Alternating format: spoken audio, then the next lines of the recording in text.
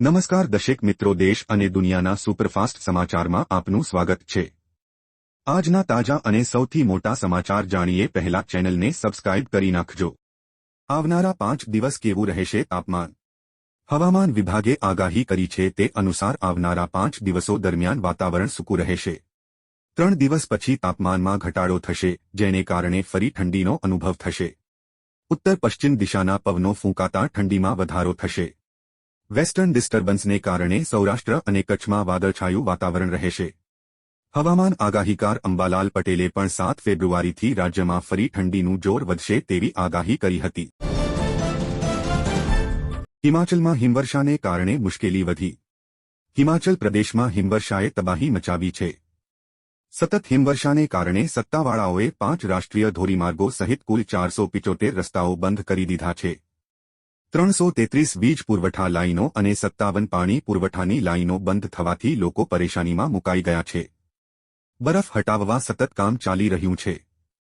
અહીં 9થી વધુ વિસ્તારોમાં 5 ફૂટ સુધીનો બરફ જમા થયો છે। રસ્તાઓ પુનઃસ્થાપિત કરવા માટે 15,000 પીડબ્લ્યુડી કર્મચારીઓની રજાઓ રદ કરવામાં આવી છે।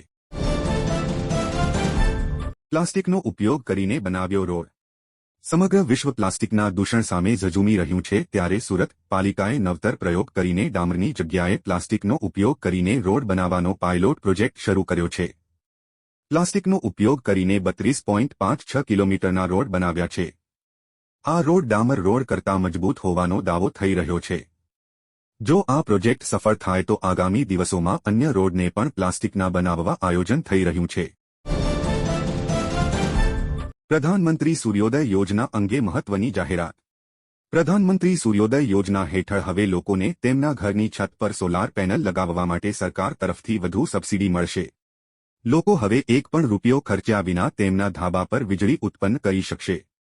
કેન્દ્રીય રાજ્ય ઉર્જા મંત્રી આર.કે. સિંહે આ માહિતી આપી છે। અગાઉ 40% સબસિડી મળતી હતી, હવે 60% સબસિડી મળશે।